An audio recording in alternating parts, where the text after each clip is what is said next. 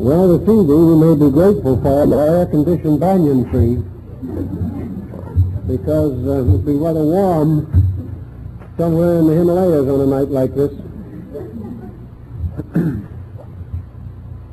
The writing of our book, Self-Unfoldment, occurred about the middle of the years of my public activity, about 20 years ago, which was the climax of the 20 preceding years in which our various lines of thought developed and integrated. During that period, leading up to the publication of this book, I had a very wide contact with practically every type of religious teaching in the United States, Europe, and Asia. During that time also, I knew most of the personalities with whom we now associate various movements, some continuing, others have ceased to exist. And as a result of the peculiarly tense situation that was involved, probably in part due to the years of depression, which had been most fatiguing on the public psychology, and perhaps due to the exceeding gullibility and good-heartedness of most persons who had little previous contact with the higher brackets of philosophical thinking, there was an unusual amount of confusion, misdirection, misinformation. Perhaps that was one of the real reasons that led me to write the book. But in any event, most of the points which I have made in this essay are based upon personal observations and experiences and the result of trying to help people put together lives that had broken apart under the pressures of unwise religious thinking. Now, most of the extremely pernicious habits of that time are not as prevalent with us today, but we have developed some more bad habits. And in a good many cases, the new habits are merely restatements of the old ones, like man's development of the vices of one generation or another, which look very much like the vices of all generations when we begin to analyze them. It became obvious at the very beginning of my career that one of our big problems was the peculiar inconsistency of human nature in the so-called truth seeker. We simply do not look at ourselves. We are so busy hoping for the best or fearing the worst that we seldom make a factual study of our own natures. We do not really estimate to what degree we are responsible for the troubles that move in upon us. We are also often inclined to overlook what we consider to be small or unimportant personal peculiarities. We sort of feel that if we really make a good try, all our mistakes will be forgiven us. Unfortunately, however, one of our biggest mistakes is involved in the good try. Our effort is not wise, not thoughtful, and not well considered. Now, this peculiar limitation has survived these years and is just about as prevalent as it ever was. And much of it hides under unclear motivation. There's been a great deal of debate, even among the most scholarly minds, as to whether it is humanly possible for an individual to be unselfish and accomplish anything. Some take it for granted that practically every instinct that we have is in some way based upon self-interest, that the person is incapable of completely separating his consciousness from his own peculiar needs and his own peculiar desires. I don't want to browbeat this point. It is not perhaps the most vital, but I do think that the most obvious, the most commonplace examples of self-interest must be considered as contributing to a great many misfortunes, not only in our religious life, but in our general affairs. Where self-interest is permitted to become too dominant, certainly we get into trouble. Now, as I suggested, this self-interest is often well concealed under some kind of a broad policy.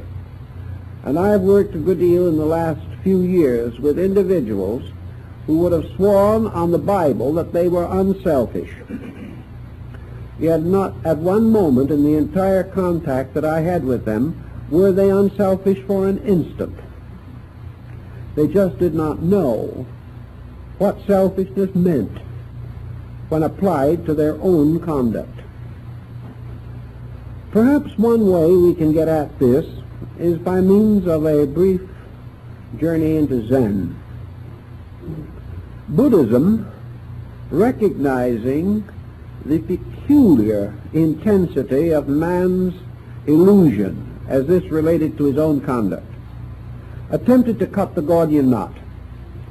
It simply emphasized the importance of the individual completely renouncing the world and everything in it, renouncing friends, family, renouncing home, wealth, ambition, career, and taking the ground that either we served the universal to the exclusion of everything else, or we served the personal to the exclusion of the universal. In Ceylon, the monks of the Hinayana school still very largely follow this old idea that the individual, in order to free his consciousness, had to simply give up every involvement by which consciousness could be conditioned.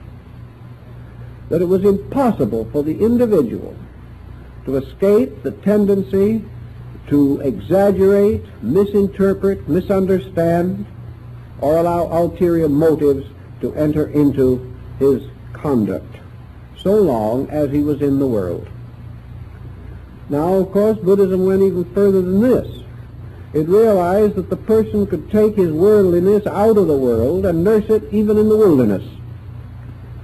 And to cope with this peculiar problem of the worldliness in man, nearly every religion has set up some kind of asceticism to represent a major sacrifice of worldly attitude in the effort to attain a spiritual state.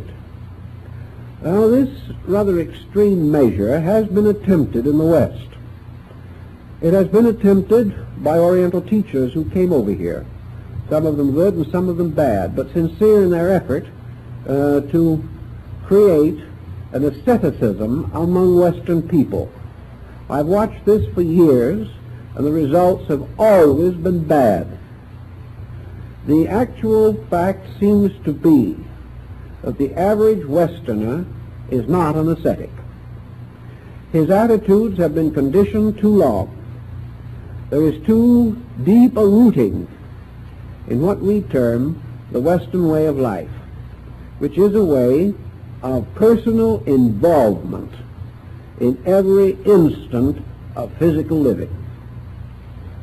Yet there should be and has to be some way in which Western man, without being expected to accomplish the impossible, or have his equilibrium or even his sanity endangered by an asceticism which he cannot understand properly, there still must be some way for this person to grow, to build and develop a type of character that is suitable to his personal unfoldment and to the laws of living under which he exists. I think the Neoplatonists worked with this problem perhaps more successfully than any other Western group. They pointed out that a rugged isolation was not necessary, that actually growth was a use of the commonplace, that the individual could always use the conditions under which he lived and the situations in which he found himself as the basis for a proper and continuing unfoldment of his own nature.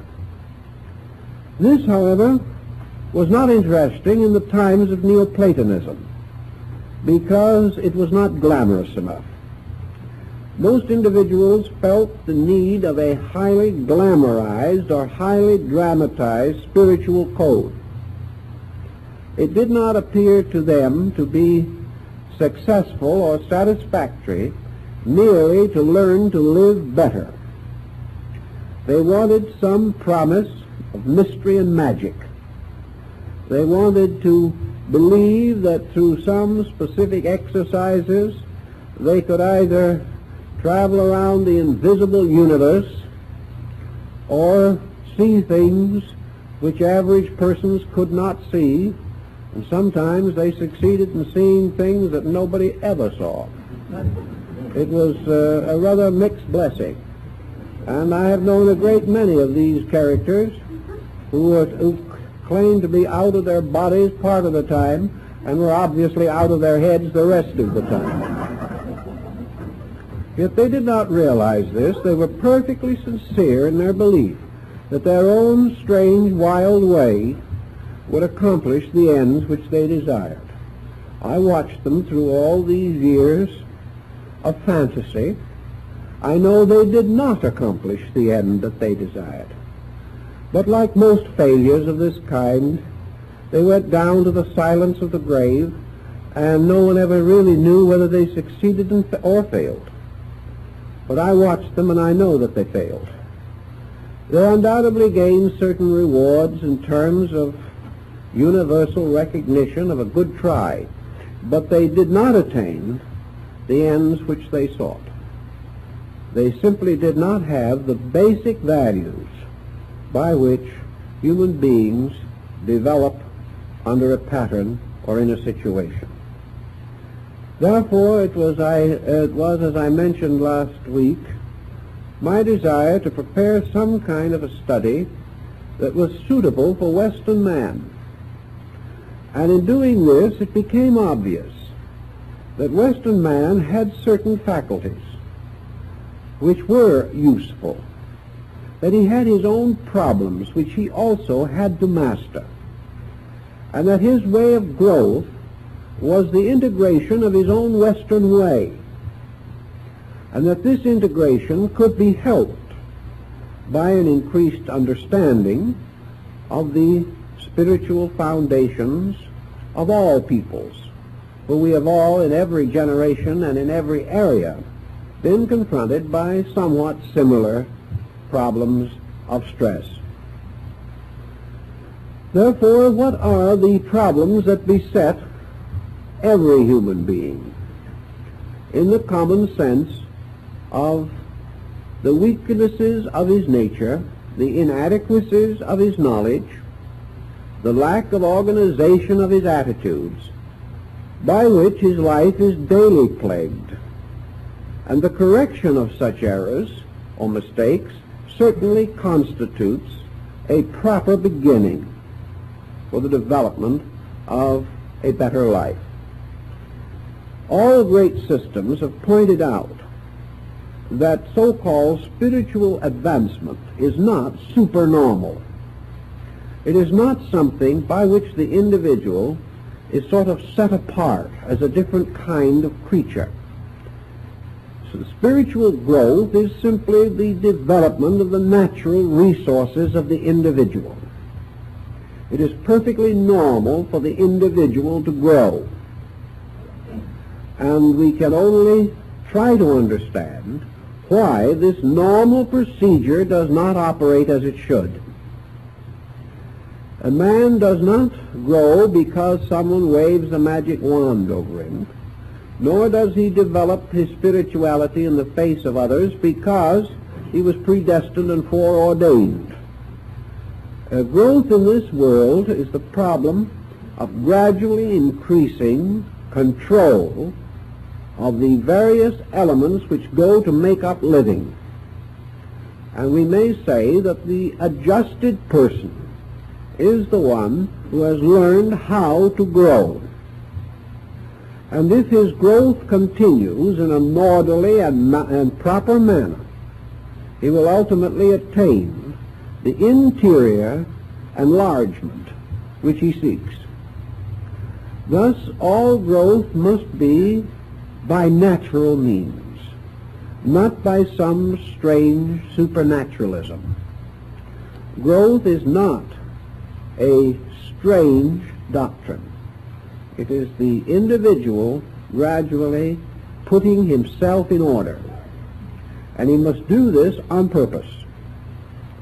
Now, it does appear, and it is true, that some persons are born, due to the development of their own nature, previous embodiments, or by the laws of karma operating in life, with what appears to be a better foundation than others.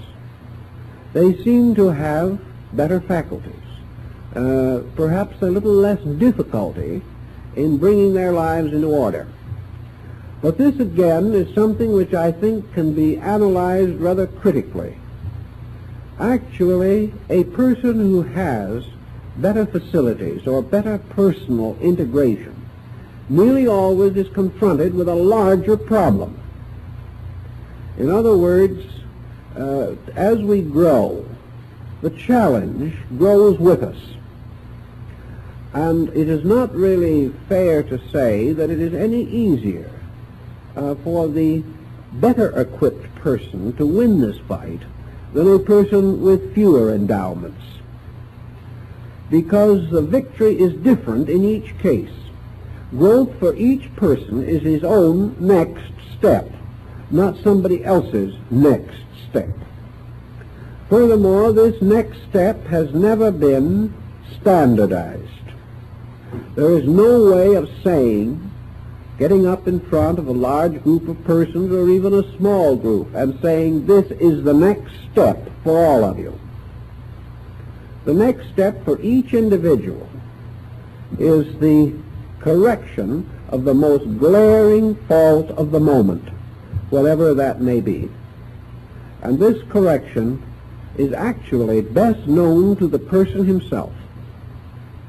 And unless he has blocked his mentality with some type of auto-hypnosis, he is able to guess pretty clearly what this next step for himself is most likely to be. But having discovered, perhaps, what the next step is, he may simply rest in bewilderment. We all know some things we should do better. We wonder why we don't. We try, and in a short time the effort becomes too great for us.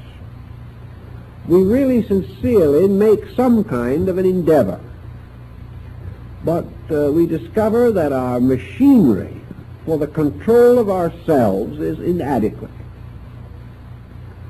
We believe certain things, we want to do them, but we simply do not have the power with which to do them.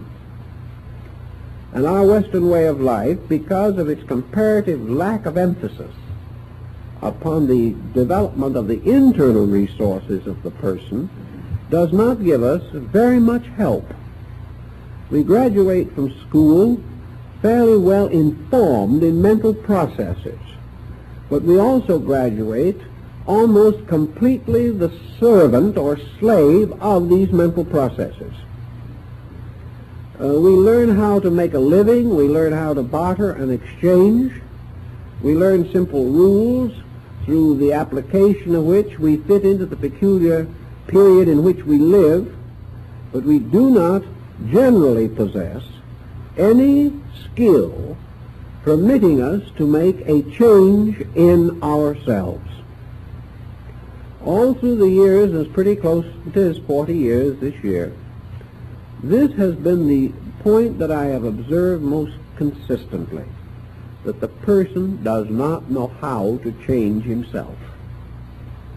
He knows how to discuss the change. He knows perhaps formulas that might work. He knows what he would like to be instead of what he is. But he remains to the bitter end what he is. And the good resolutions are like certain plans for retirement, usually pushed ahead so far that the grave catches us first. The only answer to this process of changing self lies in what the ancients called disciplines. We know that we can, under certain inducements, achieve a certain kind of change. We know that the person learning to play the piano can gradually increase in skill until, if he has some basic aptitude and a great deal of industry, he may become a proficient musician. He can train his hands. The artist can train his eye. The artist has to learn to discipline sight. The musicologist has to learn to discipline the receptivity of his own ears. The performing musician has to learn to discipline those parts of his personality which are involved in the presentation of his vocal or instrumental music. Individuals can achieve this discipline. Usually, however, if they achieve it at all, they achieve it only because of some one pressing resolution within themselves. This may be the instinct to be superior. It may be the desire to earn more money. It may be the instinct for applause or fame.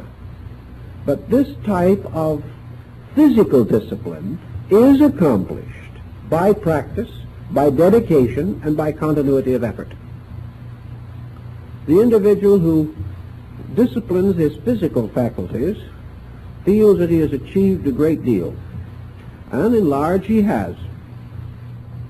But when it comes to attempting to discipline his emotions or his mental characteristics, he finds himself still at a greater loss. To the average person, discipline, if it exists at all, is a genteel form of browbeating. The individual feels that his faults must simply be killed out, wiped out, that he must nag himself into a state of grace. He doesn't succeed. He nags himself into a neurosis.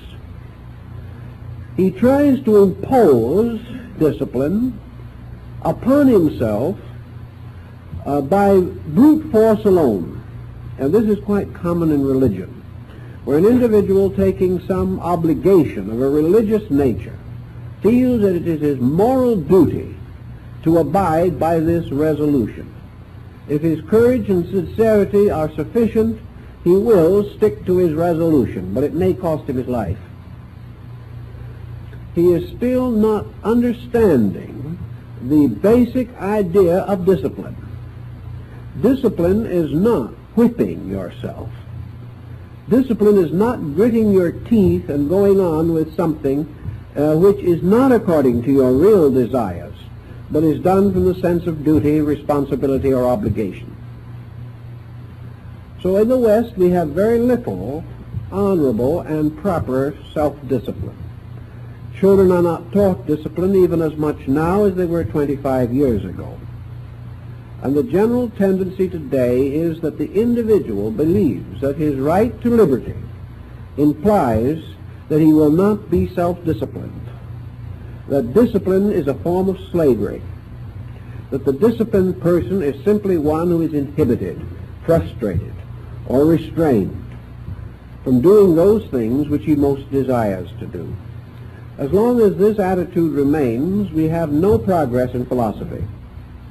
We have no hope or expectation of anything except this peculiar type of legality under which we live, in which we are a little afraid to break the law because of punishment, but have no honorable and sincere respect for the law in itself. Discipline always suggests, therefore, some type of insight. The individual cannot become capable of various advanced disciplines without an adequate background in the principles of religious philosophy. He cannot step from the life of the sinner into the hoped career of the saint simply by conversion. He must have some understanding with which to operate. Censorship of his own action is not only a matter of strength, it is a matter of discretion. The person must wisely administer the various types of discipline which he imposes upon himself. For if it's all enthusiasm, he will certainly get into trouble. And enthusiasm of this nature burns out. And after a period of comparatively unrewarded effort, the individual drops back into his own ways and his old ways because he sees no longer any inducement to be uncomfortable. Discipline thus means that the person must be able to evaluate not only his own conduct, but the conduct of others. He must sense the direction in which his own efforts should go, and he must strive very devoutly to keep balance at all times, and never permit himself to indulge in any excess of mental or emotional pressure. We have, for instance, a very common situation in which the person attempting to attain some type of spiritual improvement becomes creed-bound, becomes set in some kind of a pattern. By degrees, the boundaries of this pattern become a slavery that can cause a great deal of harm. Devotion to principles is wonderful, but devotion to things not understood in themselves can lead to trouble. And today, many thousands of well-meaning persons who are seeking to grow for the glory of God have, because of the restrictions which they have placed upon creedal and sectarian considerations, have placed themselves in a condition where it is impossible for them to really experience the universality of anything.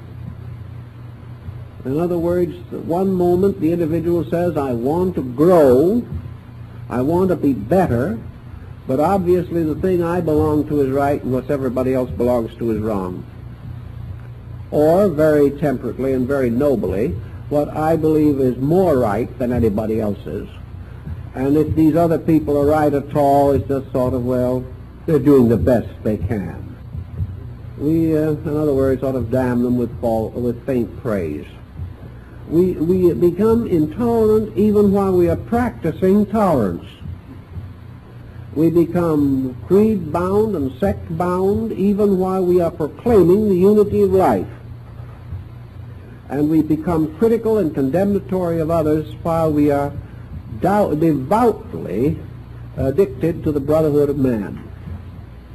These things the person himself seldom sees, but others see it in him, and it's one of the reasons why he doesn't make more converts when he starts out trying to spread the glad tidings that he has received. So discipline is a very skillful problem, and under our present pressures it is a little more important than ever before that we analyze the various procedures, realizing that we must build anew upon what we have and not upon what we have not. That we have certain energies which we have developed, certain policies and practices that are familiar to us. These must contribute the basic material for our improvement. And this is good in itself because it prevents us from making this unfortunate dichotomy in which we declare if one thing is right, everything else has to be wrong. To get out of that emergency, a little Zen is very helpful. So in this book, I've tried to point out these basic issues on the ground that we must begin to grow where we are with the facilities and faculties that we now possess. We must use the instruments which our time and our race has given us. And we must grow in a manner that does not endanger us or cause us to become fanatical, or perhaps more seriously than this, victims of some type of abnormal psychical aberration. The great danger in all these exercises and processes as handed down to us from the past has been the danger of aberration. One of the great French transcendentalists, Eliphas Lévy, said many years ago that the garden of Maya, or illusion, is filled with beautiful flowers, and around the stem of each flower is twined a poisonous serpent. It's a very interesting symbolism. And delusion is the penalty of ulterior motive. Delusion is one of the inevitable byproducts of the individual who is trying to develop the superphysical use of sensory perceptions without having disciplined the ordinary use of them. The moment we move from the comparatively small area of the known into the vast and inconceivable area of the unknown, we fall into the most dangerous of all conditions, and that is the state of mystery. Not one person in 10,000 can live successfully in a mystery. This mystery, this darkness which seems to surround us, becomes a kind of reflector and calls out of our own natures and reflects back upon ourselves every abnormalcy that is within us. Thus, as in ancient times it is said, we peopled the universe with demons, and looking into the sky looked as though into a mirror and frightened ourselves out of our wits by our own grimaces. The small child does this. The hole in the dark, the punishment of the dark closet, can work a great hardship upon a sensitive child today. But man trying to move out of the known into the unknown is stepping into the darkest closet of all. And he cannot make this step safely until he is master of himself. Up to that time, this step into the unknown is a step into chaos. And even further than this, it is not that the individual lands in a darkness which he cannot penetrate. He lands rather in a state of delusion, in which he is constantly obsessed by things which are not so.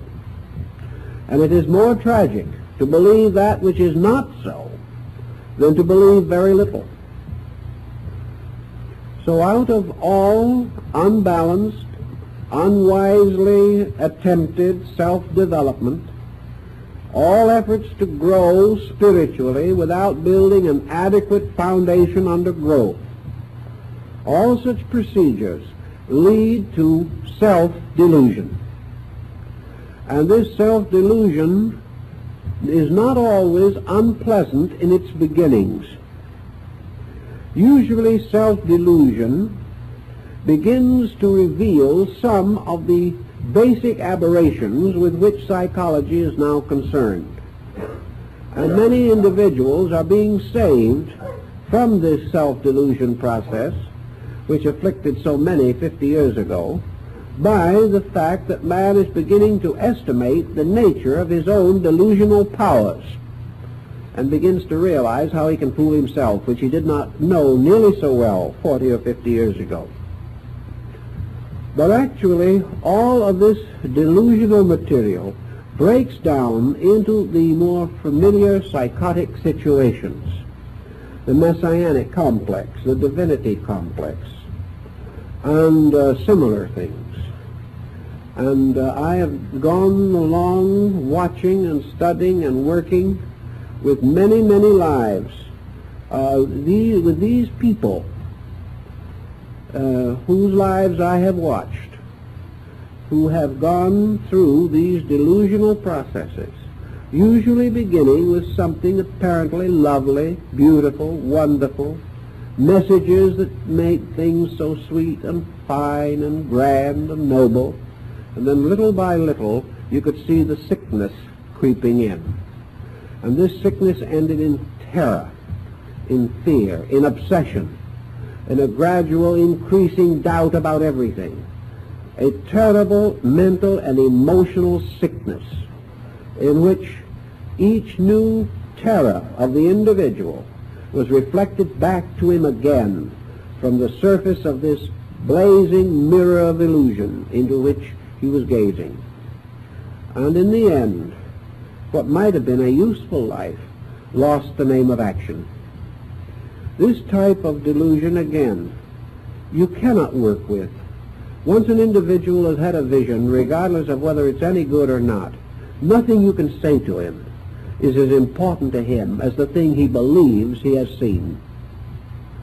No matter how you try to work with him or teach him, he will never be able to give the same strength to your remark as he gives to this disembodied voice that he seems to hear.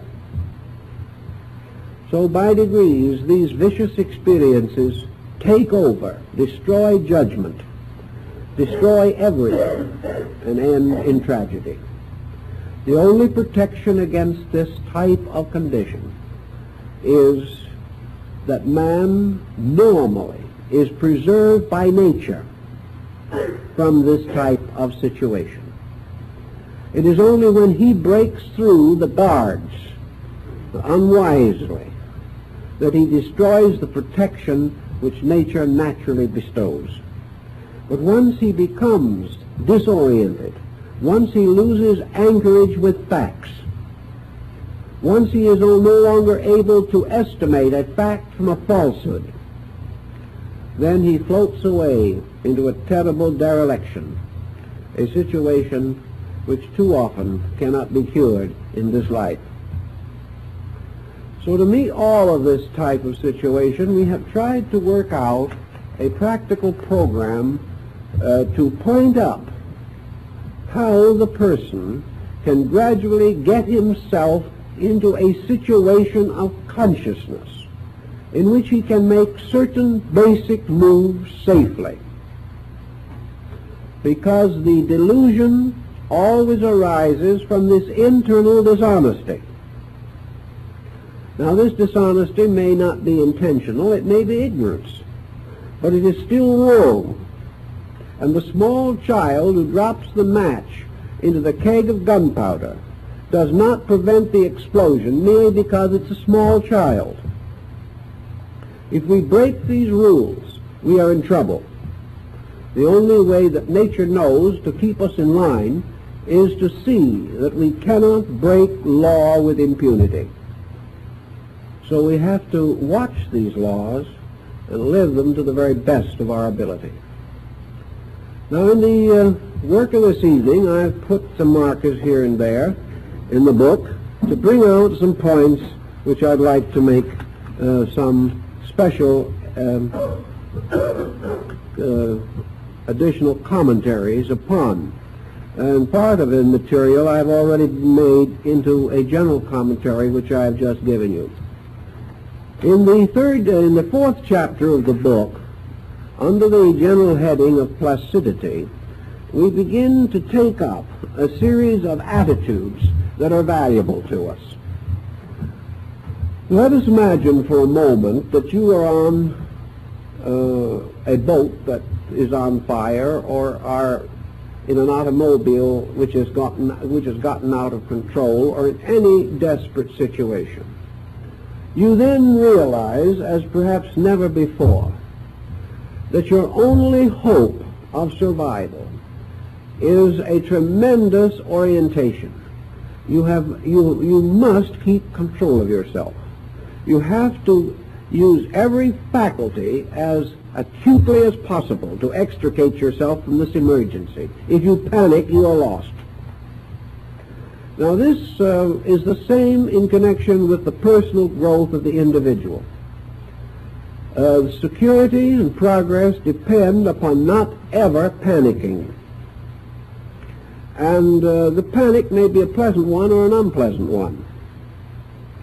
The individual who becomes over-enthusiastic is guilty of the same situation as the one who becomes over-fearful. Always common sense, rationality, clear-sightedness, insight, these all function best if the individual keeps control of himself. So the beginning of our search into this more abstract sphere, as we begin in Chapter 4, is to emphasize the importance of the development of placidity in the temperament. If you have a certain placidity, if you are able more or less to accept, if you are able to observe and consider and reflect with a degree of separateness, so that it may be said that you can take a separate look at things.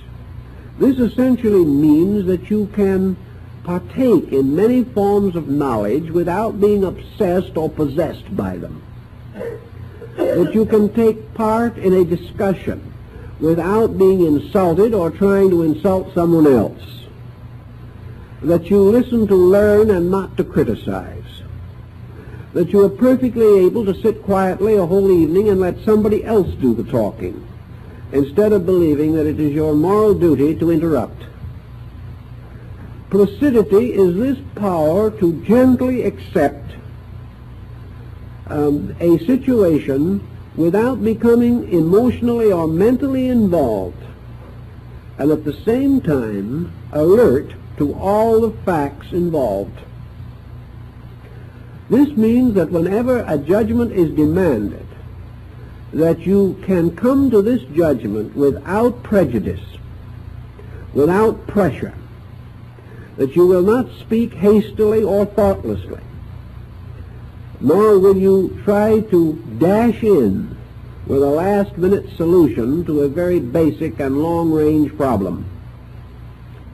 Now, placidity does not mean that you never, under any condition, become excited.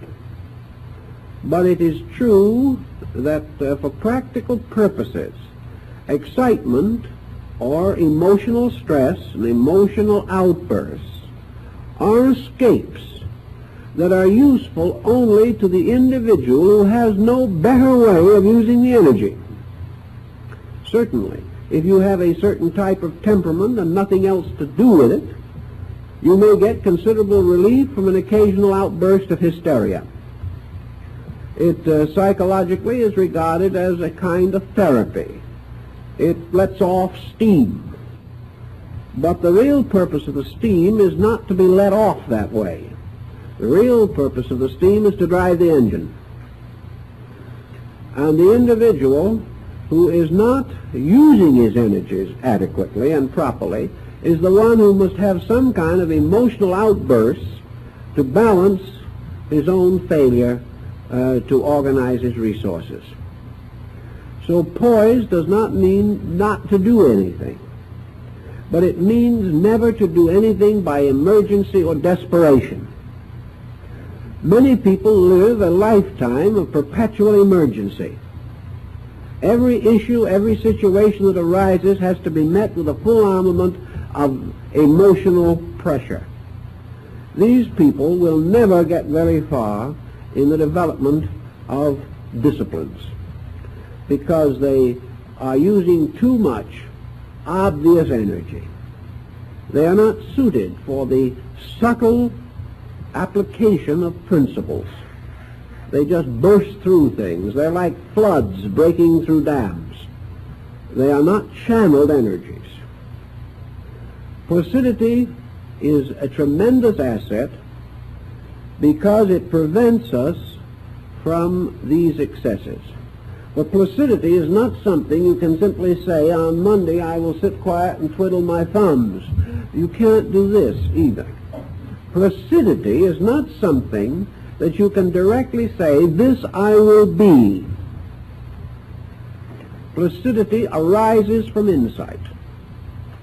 Therefore, practically every degree of physical or mental or emotional control that you can exercise arises from your insight about fact or truth within yourself. Placidity, then, must arise from a disciplined philosophy of life. You must be placid for a reason, and you know exactly why. Your placidity must arise from the fact that you have outgrown hysteria, not that you have outlawed it. But all things being taken as equal in this problem of growth, the quiet, organized person accomplishes more, suffers less, wastes less than the person who has not this degree of self-control. Also, the placid person, because he does not have strong delusions that he is attempting to force upon himself, is not so likely to deceive himself in the various pursuits of growth. The individual who wants too much too soon will always deceive himself. And in philosophy as in morality, blessed is the individual who desireth little, because it is not necessarily true that he will receive little, but because his desire level is not high, because he is relaxed and comparatively placid, nature finds him the most plastic instrument for the achievement of her own purposes. And the conflict between self-purpose and universal purpose is less, where the individual is quiet and accepting by nature. Someone will say, well, I'm just not that kind of a nature. That's all there is to it. And when I don't like something, I want to hit somebody. Well, we can say this and we can keep on doing it. These are choices that the individual has the right to make. That is part of this inalienable right stuff we read about. But if we make use of it in that way, we also have the inalienable necessity of abiding by the consequences. The individual who says that he is going to do it his way, regardless, must then, in good grace, accept the consequences. But this he seldom likes to do. He is the first to feel himself abused. He is the first to lose confidence in the universe. Not because he has ever given it a chance, but because it has failed to do or be what he expects it to accomplish. It's his own mistake. So this placidity involves poise. And poise is this ability to meet all shock and stress with a maximum of attentiveness and a minimum of wasted energy. If we could put the energy that is wasted by the average person to work in his life, he would live an additional 50 years in good health. We sometimes see small children who cannot be kept quiet, and we see that they are bubbling over and going all the time. And later in life we look back and say, oh, if we only had their energy, if we only had the energy to use now that we wasted when we were 6, how happy we would be. But our problem is not that we wasted all this energy at 6. We are wasting it all the time. We like to believe that man has more energy as a young person than he does as an older person. I think this is largely an error. I do not believe that it is a real loss of energy unless there is actual sickness. I think the matter of fact is that the older person breaks up his energy resources into too many patterns. He has 100 things to accomplish to the child's one. He has innumerable purposes. He has fears and responsibilities and obligations that the child does not share. Therefore, he is wasting more energy than the child. The child is only running all the time and shouting, which is really the least waste of energy. A good hard soak, a good half-hour's temper fit, will waste more energy in an adult than 24 hours of running, yelling, and screaming will waste in a child. Because the more mental and emotional stress goes with the use of energy, the greater fatigue.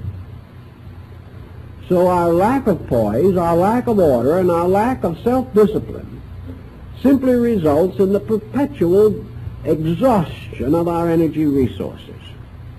The Chinese learned that, and so did the old Koreans. And the legends of these old gentlemen in the Diamond Mountains of Korea who lived quietly to the age of 160, and then, like the wonderful one-horse shave, fall apart of no particular ailment. These persons simply are individuals who have allowed their natures to run their full course, have gotten from the body all that it can give of support. It must ultimately be fatigued. But because of integration within themselves, have probably doubled the life expectancy of the undisciplined person. But the undisciplined person will say, if I had to live like those old gentlemen, I'd rather be dead. That is his answer. If he cannot have these wild moods, if he cannot do as he pleases, then there is no sense in being alive. And on this psychology, he rapidly joins his ancestors in Forest Lawn. But it is quite possible that these old gentlemen are really enjoying life more than he does, depending on what kind of activity makes you happy. If happiness is the result of adjustment with life, kindly relations with others, love of beauty and scholarship, and a gradual increasing sense of intimate association with the great mysteries of life around us, if these things make us happy, the old Korean scholars are a very happy lot. If, however, only congestion, stress, and strain, and the fulfillment of our personal, private ambitions, if these things alone make us happy, then we must pay the penalty, because nature is not interested in our success on an economic level or on an industrial level. Nature is interested in only one thing, our success as human beings. And nature rewards us for that kind of success with the best rewards that she has. And these are health and happiness and contentment and freedom from the stress and strain of fear and doubt and worry. Now, another problem that lies very close to our American way of life is inconsistency. How rare it is to find a person whose words and actions are consistent, whose policies are consistent from day to day. Now, consistency has become a bad word through misuse. By consistency, we do not mean a dogged, continued devotion to our own mistakes, or the kind of consistency that arises out of the philosophy, if it was good enough for Father, it is good enough for me. This is not consistency, this is just narrow-mindedness. But consistency means the flowing of our own life without the jagged breaks which arise from total chemical disunity. A pattern in living, once set up, becomes not only physical but psychological.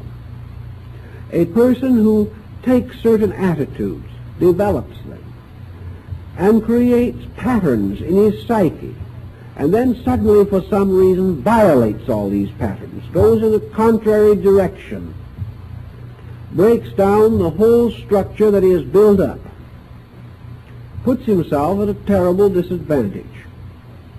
Inconsistency divides resources, reduces strength of purpose, and causes the person finally to fall between two chairs. He cannot unite his energies for any definite purpose. Consistency is logic in a certain way of thinking. Logic is order. Consistency, therefore, is orderliness. It is the gradual reduction of life to its simplest, most practical, reasonable plan. It is escape from fashion, from fad. It is escape from the extravagances of conformity with foolishness.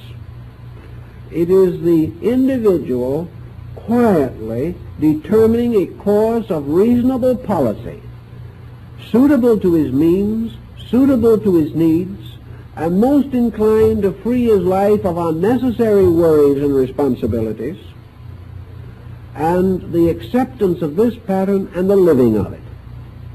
So in a sense, this becomes the simple life. Now, a simple life is not necessarily the life of Thoreau by the banks of Walden. The simple life is not a hut in the desert. The simple life is the individual living simply where he is.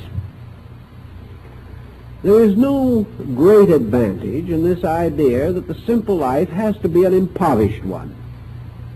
It is not what we have or do not have that determines these qualities. It is the use we make of what we have and the attitude we have toward it. And the person with a wrong attitude can get into as much trouble clinging to a nickel as another man can get into trouble with a wrong attitude in his effort to cling to $10 million. It is not the amount, it is the basic attitude. And simplicity simply means the direct living of life, clearing it of all unnecessary involvement, and freeing the mind and heart continuously for essentials. And essentials in this situation being the rudiments and elements of immediate personal growth. I have known probably 100 persons who have come to me and told me that they wish they had time for study, but they had this to take care of. They had that to take care of. One individual told me that they would like to take on the simple life. They'd love to have this kind of a gentle way of existence. They would certainly admire peace and quietude and freedom. They'd always wanted to be scholars, but they couldn't do anything about it because they had to spend 10 hours a day at the stock exchange.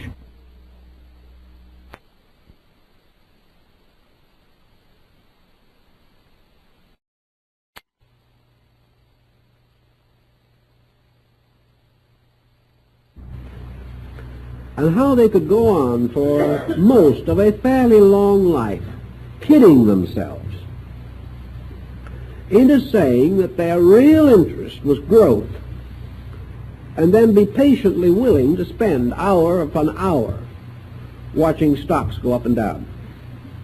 It wasn't because anyone was depending on them. It wasn't because of any need. It was simply that this inconsistency never meant anything. The individual never saw that far into the stone wall which was himself.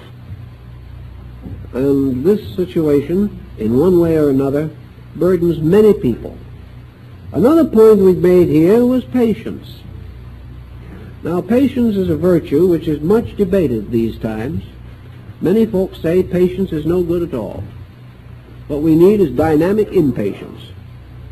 But if we must have any impatience at all, I think we should turn it to ourselves and be impatient with ourselves for the stupid things we do. But broadly speaking, patience again is a letdown. It's this quietening down of the nature. The patient person is free from this tremendous impulse to force things. And this effort to force things is especially bad in religion. And the impatient people who are trying to force cosmic consciousness on themselves are not as few as we wish they were. The impatience to be like God, or the impatience to be with God, although I have not observed too many people impatient to get there by way of death. They're always talking about death being the return to God, but no one seems to be in an awful hurry to get there. But cosmic consciousness, yes. All these great things.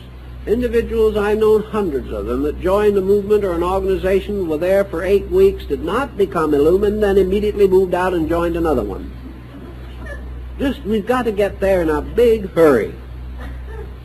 Of course, they never got anywhere.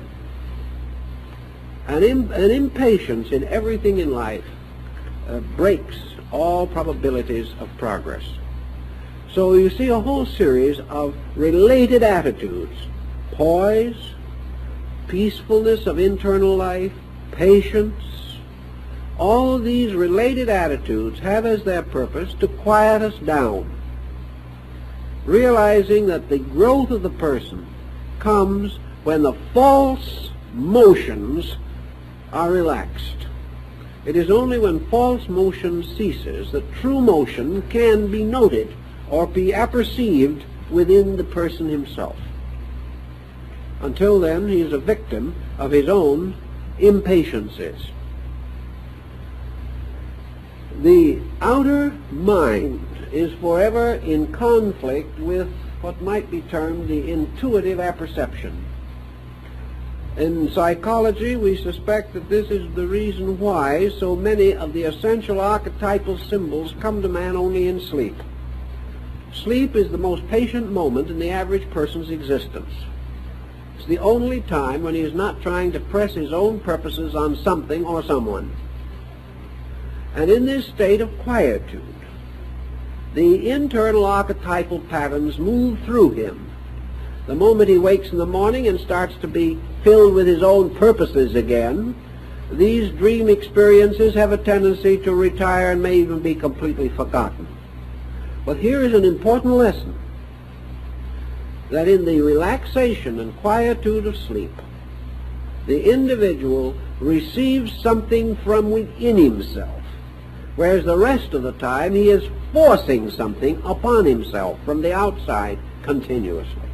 As long as this forcing continues, as long as he is under pressure, he is like a politician who is under the domination of some other politician. He is no longer able to act his own part, to be himself, and must become merely a parrot for something that is not himself. So all these things point to the beginnings of an orderly approach to life.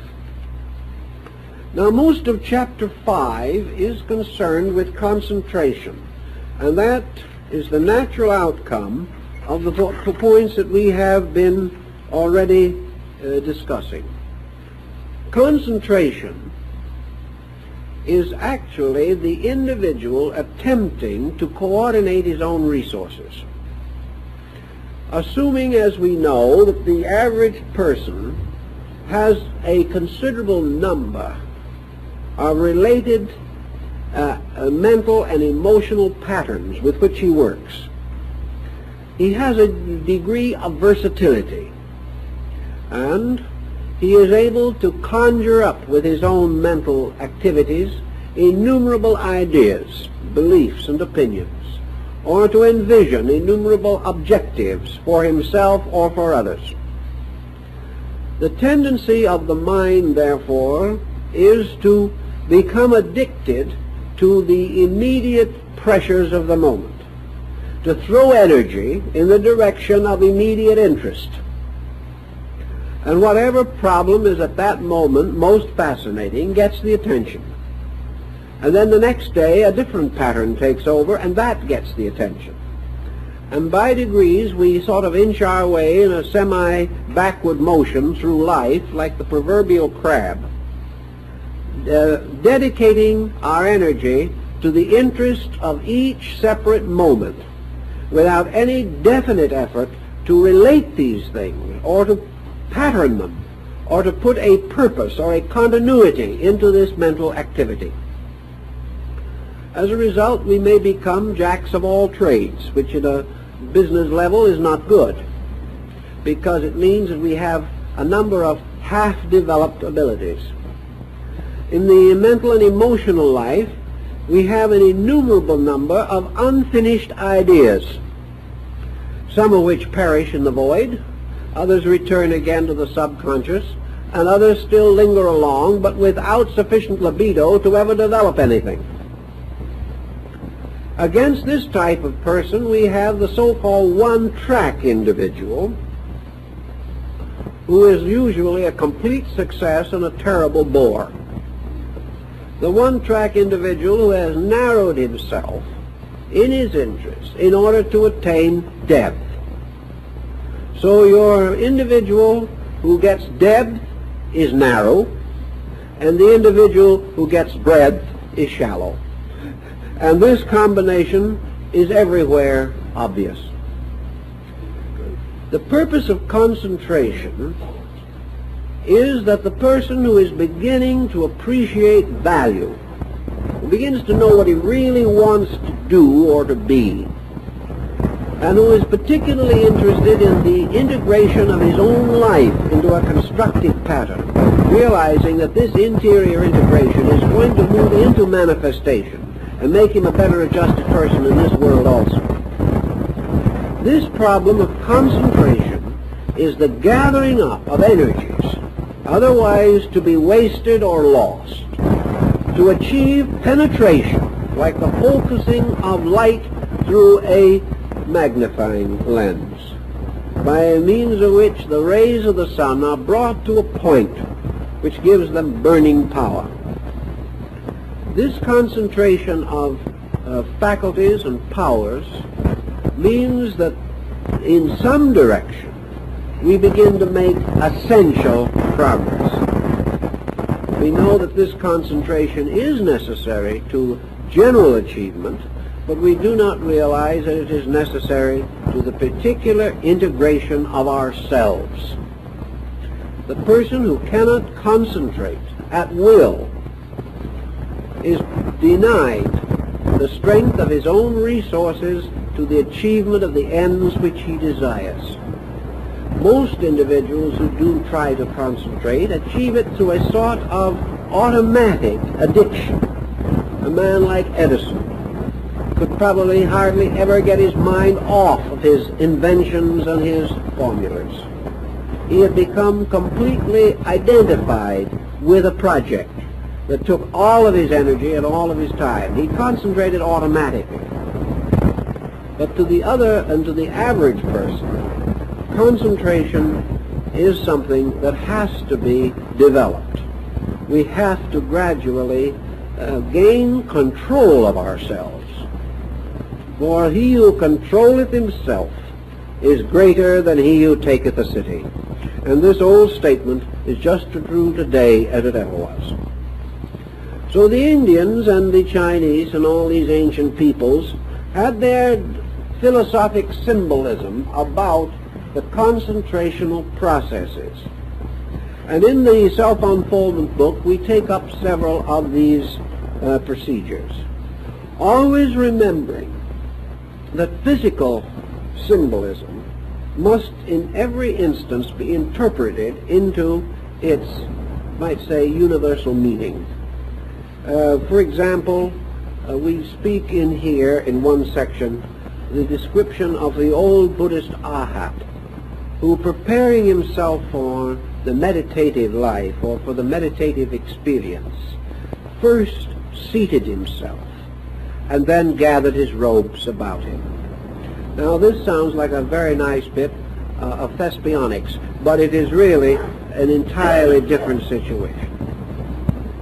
When the Eastern monk or the Eastern philosopher or the Zen mystic is told to seat himself in the law, it does not mean that he's going to bring up a chair or find a rock and squat on it.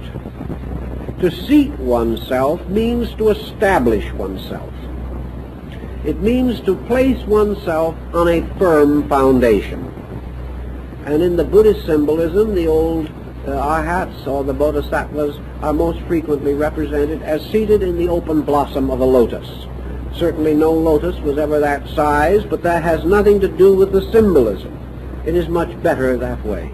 The lotus is the symbol of the unfoldment of the universal mystery. Therefore, to seat oneself in the lotus is simply to establish oneself in nature, to remove all conflicts or all inconsistencies which make the earth beneath us an uncertain ground. To seat oneself means to resolve. We are told that in the illumination of Buddha in the deer park at Sarnath, now at the Bodhi tree at Bodh Gaya, later he spoke at Sarnath, but the original revelation was at Bodh Gaya. It is said that he finally seated himself under the Bodh tree, and he made an obligation or an oath in which he stated that he would not move from that place until either death released him or illumination came. He would not stand up again. He would remain there, seated under that tree, until either he died or the truth was made known to him. Now, the Bodhi tree, of course, is largely a symbolic device also, although that perhaps was some lordly banyan there at that time. But to be seated means to be firm, to no longer wander about. And to wander about may mean to move from one creed to another, or from one notion to another, or from one addiction to another. But to sit down and say, where I am, here I will receive the enlightenment. That there will be no more scattering of resources, no more hunting and searching and seeking, but the realization that all that we know and all that we need to know must come from within ourselves. That we do not gain anything by traipsing up and down the world, and we do not gain anything by changing or shifting the polarities of our own thinking every few minutes. To seat oneself in the law is simply to accept the law, to declare that it is our way and our guide, that it is our very present help in time of trouble, that everything we are, we owe to the law. Everything we need, we must derive from the law. Therefore, we take our position firmly upon the great pattern of the law, and particularly upon the two great laws which Buddha taught, reincarnation and karma. But we'll suddenly rest our case upon the infinite plan of things and say, here I accept and here I remain, and here I shall practice the disciplines, and I shall either achieve the end or I shall perish. This final decision gathers up all of these loose ends and causes them to become reconciled in one purpose, that there shall be no more inconstancy or inconsistency in our moves or our methods or our means. Then the old arhat is said to gather his robes about him, his vestments. Now the robes and vestments are variously understood in the order of Vedanta or Tantra to represent the energy fields which surround the body. But they may also represent our other garments, the garments with which we adorn our intellectual and emotional lives. For our garments are also not only our bodies and our energies, but our thoughts, our feelings, our beliefs, our hopes, our fears. For all these, to a measure, clothe us with the vestments with which we appear before the world as we present the mask of the persona to those before us. So our temperament, our disposition, robes our inner life. So we gather our garments around us, can very well and did mean in Tibet and those countries, the reduction of waste of energy, the gradual drawing together of all of our abilities, all our energies, all our hopes, sitting quietly, established in the law, and conserving every resource and power which we possess. And then in very definite quietude to consider what we might term the concentrational procedure. Now, what is the actual virtue of concentration? This has been a question that has a great deal of merit in it for consideration. Concentration is essentially the control of action and even of conscious thought by a policy, pattern, or conviction of the will.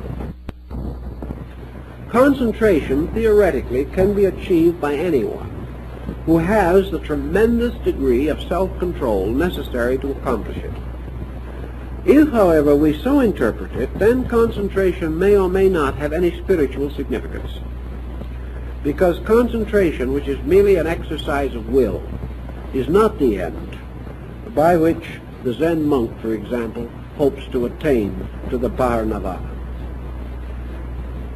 Concentration is itself a symbol, but it is a symbolic process rather than a symbolic attitude. It is a gradual means by which the person demonstrates or proves, if he practices it correctly, the proper method of imposing principle over personal conduct. Concentration, then, is one way of telling ourselves and proving to ourselves that we are no longer the slave of our own appetites and instincts, that we have suddenly realized the true relationship of consciousness and body. The body is the faithful servant of consciousness, and as this faithful servant is one of the most valuable and important of all instruments. But if this relationship is destroyed, or if there is a serious mistake in our procedure, and body becomes master, then man's consciousness is ruled by a beast. The body becomes not the good ruler, but the tyrant, the dictator, the despot, the autocrat, controlling our soul by the autocracy of appetites. The body will not even be able to preserve itself in this way, because it lacks the unit of consciousness by means of which man is able to direct body, but body is not able to protect itself.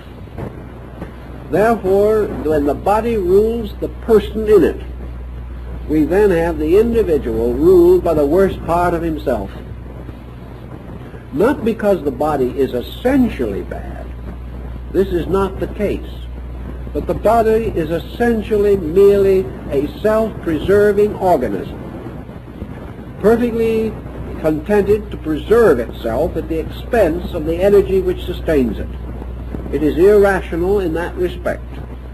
But as the instrument of man, the body becomes a wonderful and useful media for the transmission and communication of knowledge, ideas, understanding, and experience.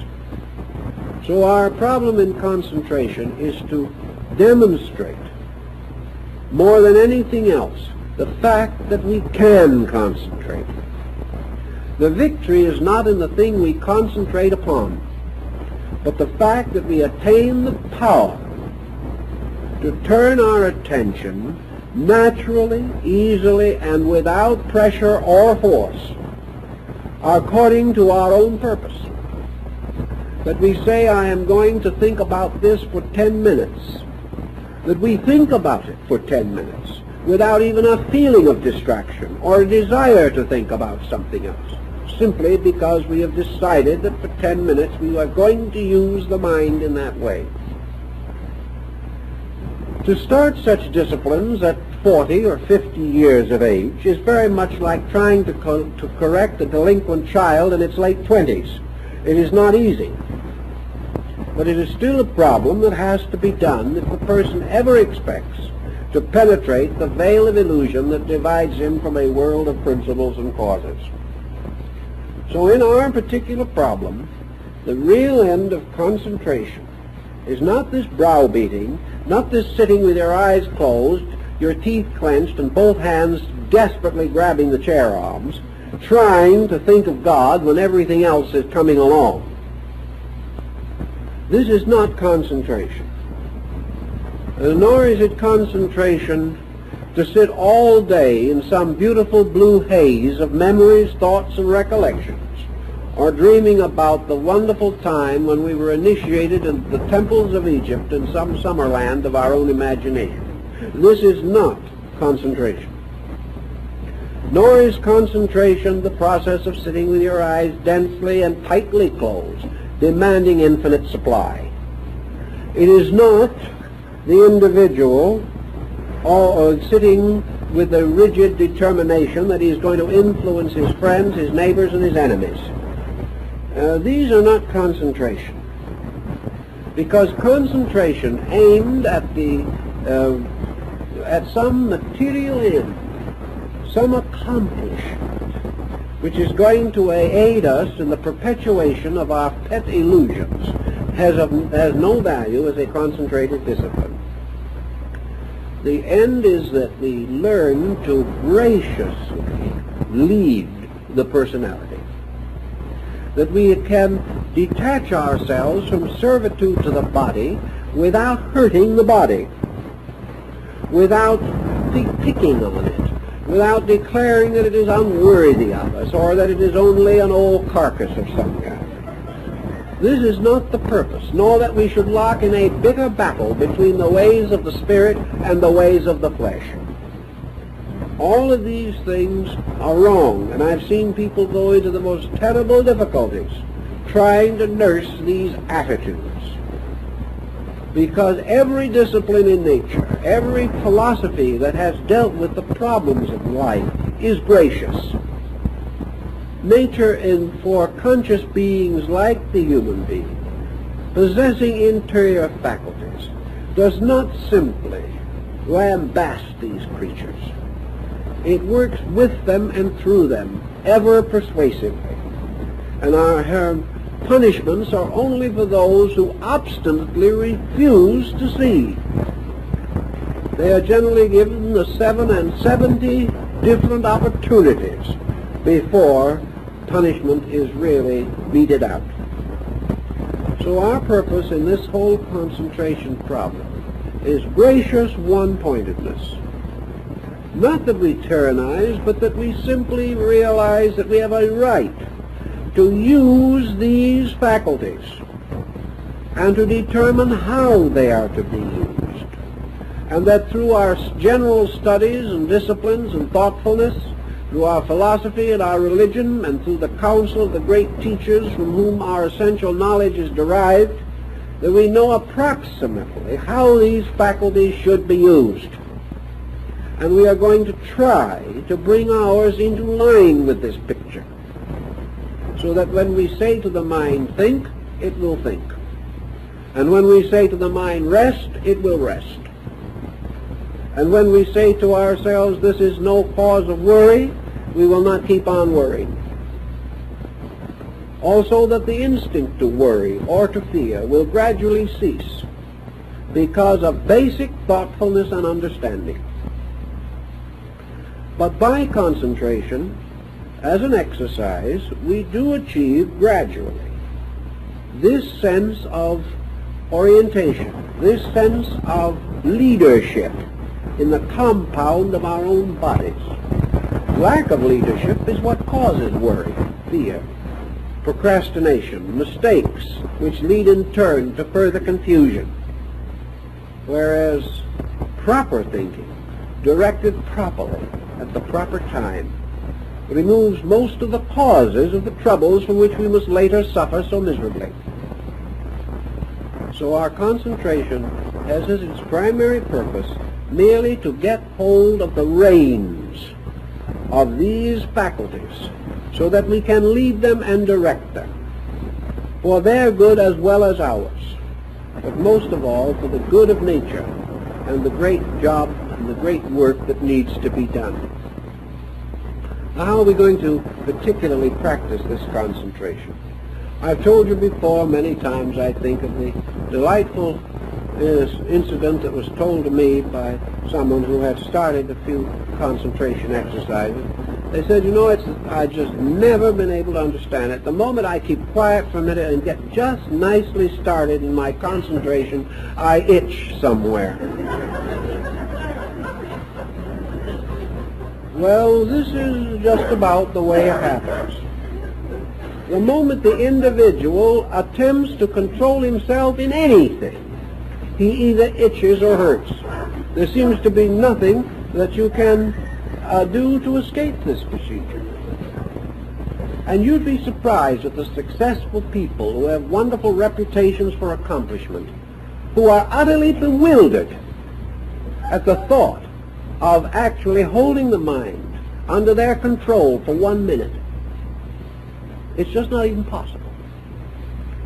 Well, with the mind so completely out of control, how can we expect our lives to be in any better condition? If we are the complete victims of whatever mood passes through our mental emotional complex, how can we ever have world peace or individual peace?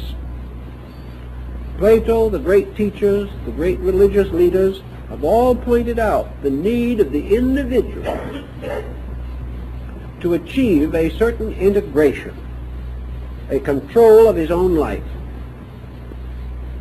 Now, concentration is a discipline that has to be adapted very largely, again, to the temperament of an individual. There are individuals who have used very strenuous procedures. There are Indian sects, for example, that will assign themselves some peculiar duty requiring concentration.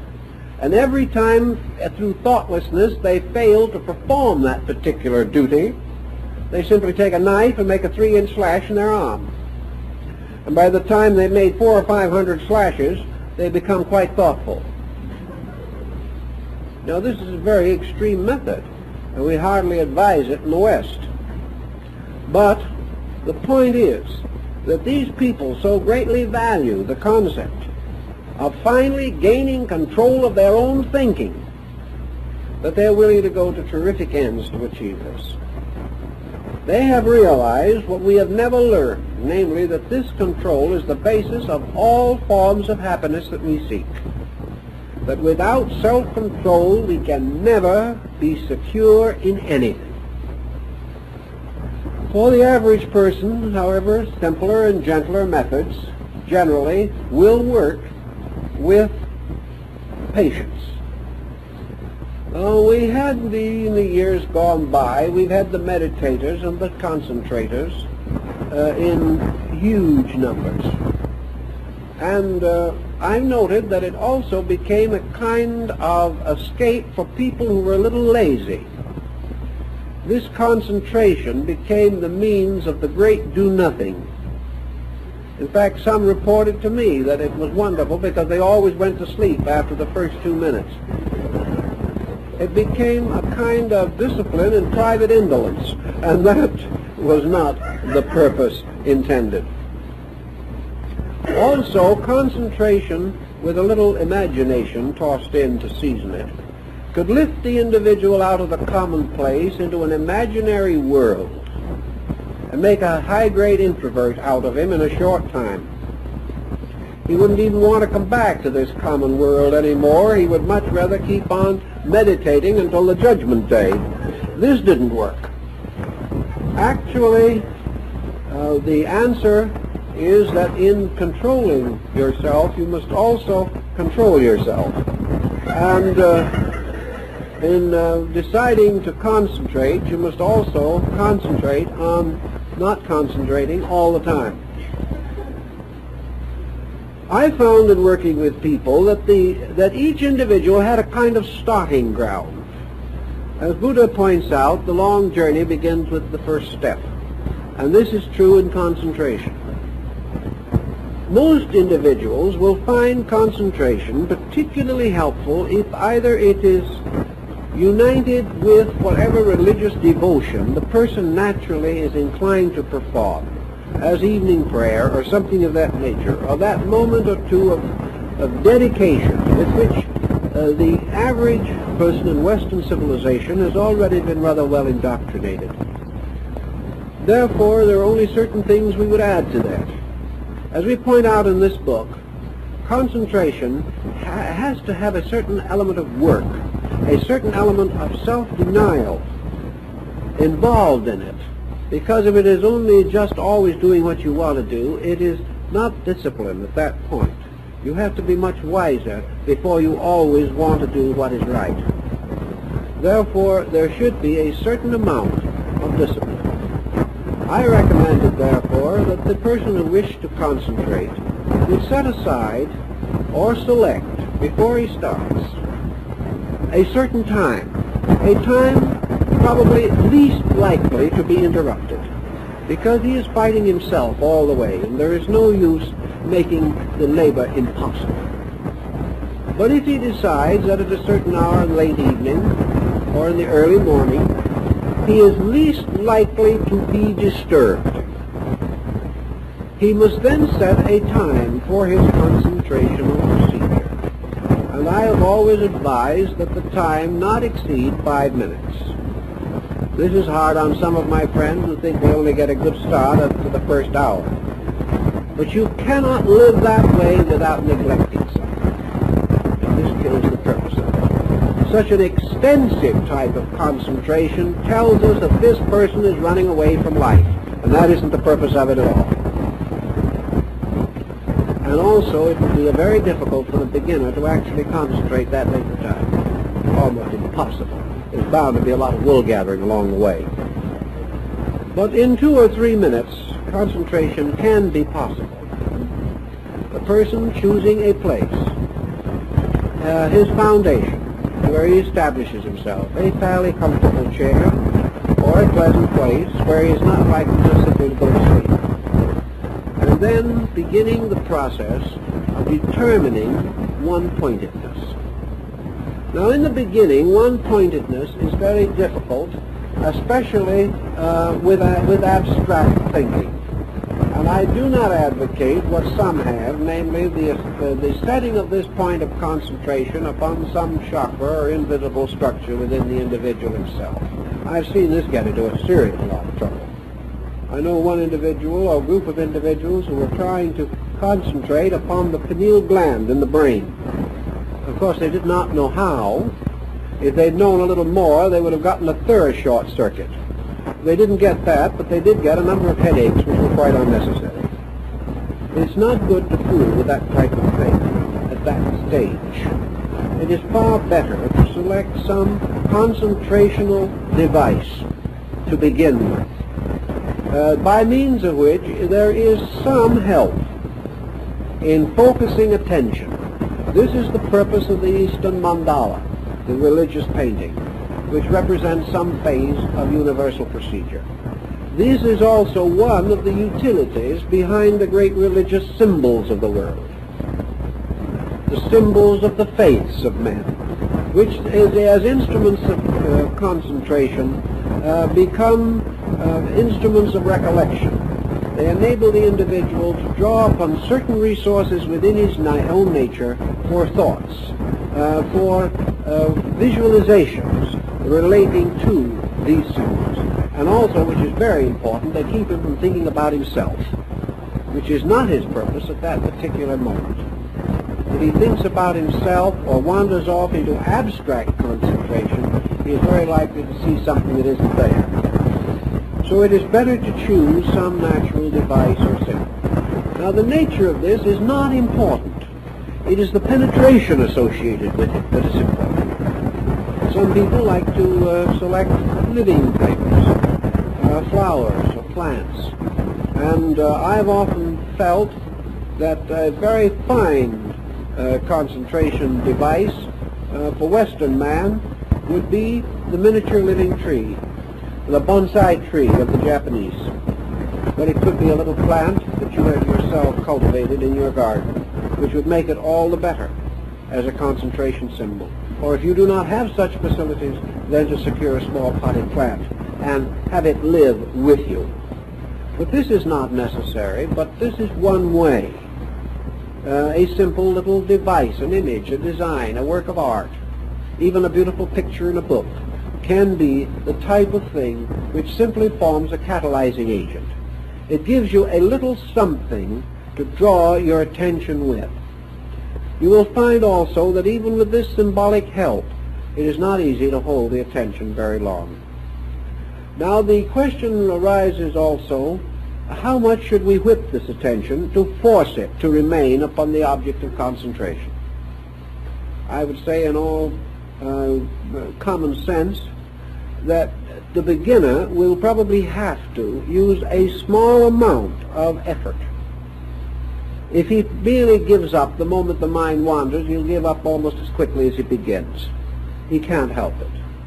Therefore, I would say that for a beginner starting out, if the mind wanders away from the symbol, that he may draw it back, not too forcibly, but with sufficient intensity to make it focus upon the mood or the symbol or the idea involved. However, if the symbol or if the mind drifts away from the symbol 3 times in the course of a few minutes, I would say that after the 3rd time it is not effective to try and draw it back. Then the person should simply pass over that and go on, and the next day try again. The purpose of the device of concentration is the regularity, which can become inconvenient. The more you try to become regular in this, the more often interruptions will intrude themselves. So you have to gradually exercise a certain amount of discipline. In the book, I have suggested that the individual should accomplish his concentration time with not more interruption than once a week. He may, to begin with, allow himself this interruption of once a week. But the rest of the time, in that, he must have 6 days in succession, or 6 days out of every 7 without interruption. This may mean he has to cancel a social engagement, or miss something on television, or some other horrible calamity. But he must be prepared to sacrifice something. After all he is hoping to gain is his immortal soul, and he must sacrifice a little something for it occasionally. If the concentration discipline is gradually developed, then comes the problem of how we are to look at these symbols, or this object. How are we to understand it? We certainly do not wish merely to gaze at it until we're cross-eyed. That is not a virtue, in spite of the reports of some teachers in that direction. The purpose of concentration is not to develop a glassy glare at the object. The purpose of concentration is to become increasingly aware of the penetration of this object with consciousness. If, for example, we have chosen a living thing, a tree or a flower or a little plant or something of that nature, the purpose of our concentration is to achieve a rapport with it, to become aware of it as a consciousness, to attempt to understand it and the processes of life which are involved in it, to understand its livingness, to understand, as in the case of the plant, its growth, the unfoldment of life through it, and to gradually visualize within ourselves this growing thing as a symbol of the growth of all things. The mandala is always the symbol of a universal, until gradually we come through this concentration to the simple, dynamic inner experience of the truth of growth itself. Or another symbol might give us the dynamic of the truth of beauty, or the truth of order, or the truth of mathematical progression. Whatever the subject may be, the purpose is that the symbol shall unfold itself into a manifestation of universal law. That out of this concentration we shall become aware, more intimately and more directly, of the great sources of instruction, of knowledge, of life, and of reality around us in nature. Finally, all of the mandalas, Tibetan, Chinese, Hindu, even European, where we occasionally find them, are representations of the universe. They are symbols of the infinite processes of existence, and our purpose of using them is to become aware of this livingness that the symbol portrays. The final end of the concentration is therefore a kind of prolonged, gently sustained attentiveness, in which gradually we make ourselves capable of receiving a connected report about life. That this report is not broken up by our loss of attention, for the inflow of universal wisdom is never slowed or broken by anything except man's inability to receive it. Therefore, it is the breaking of the instrument of reception that cuts us off from the cosmic consciousness of things constantly. And the fragmentary nature of this instrument prevents us from tuning in at all without a certain amount of discipline.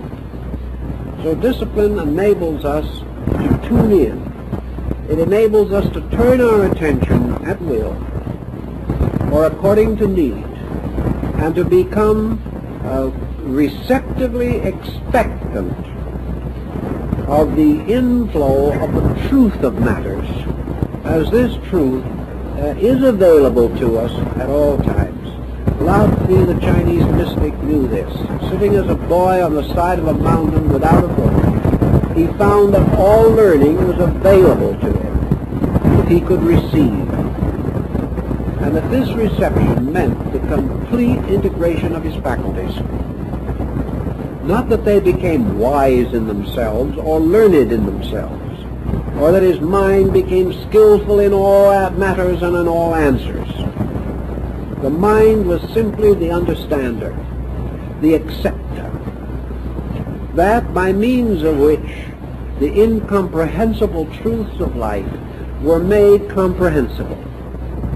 The real use of the mind is not that it shall express man's desires, but that it shall reveal to man the divine desires of things as they are.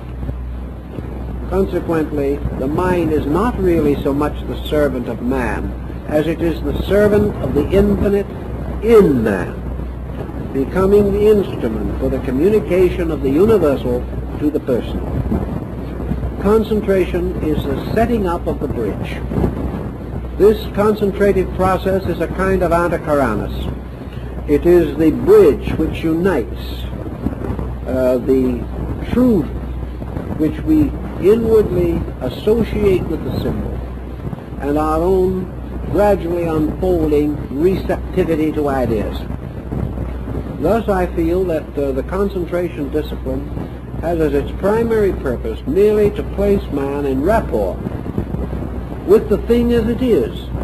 If he is making an engine or a machine, or if he's driving a car, concentration of one kind makes him alert and careful and thoughtful in the driving of the car.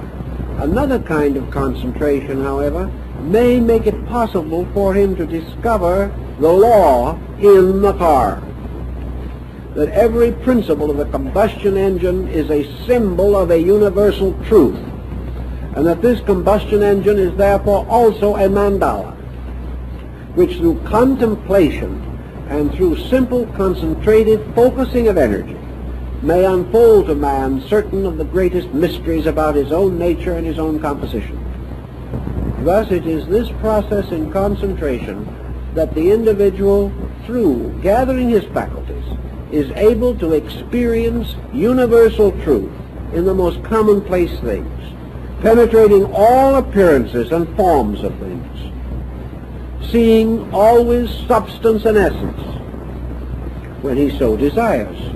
He does not do this at every moment and make himself a bore to everybody, but he does have the capacity at will to say, what does this mean, and discover what it means.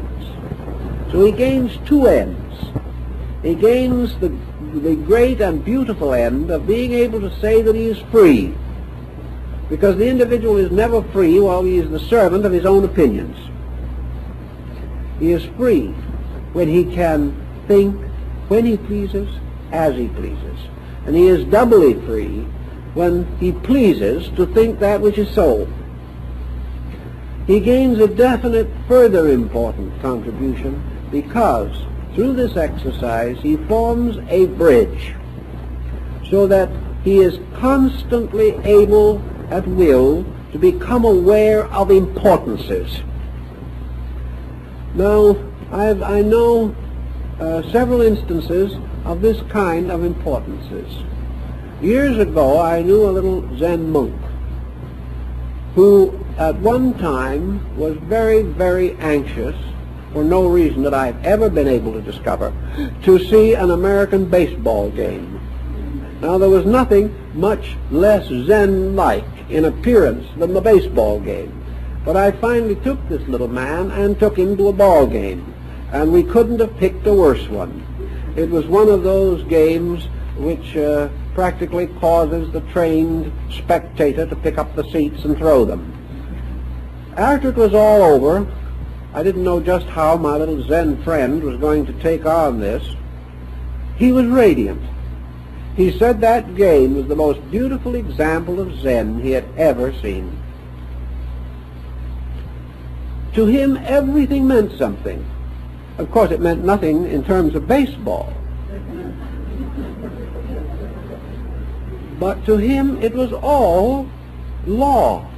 The way the man threw the ball, the way the man batted it, the way somebody else caught it or didn't catch it was terrific. He saw a universe unfolding on the gridiron. Well, it probably is there if you want to study it, because even the simplest game is based upon laws or the game won't work.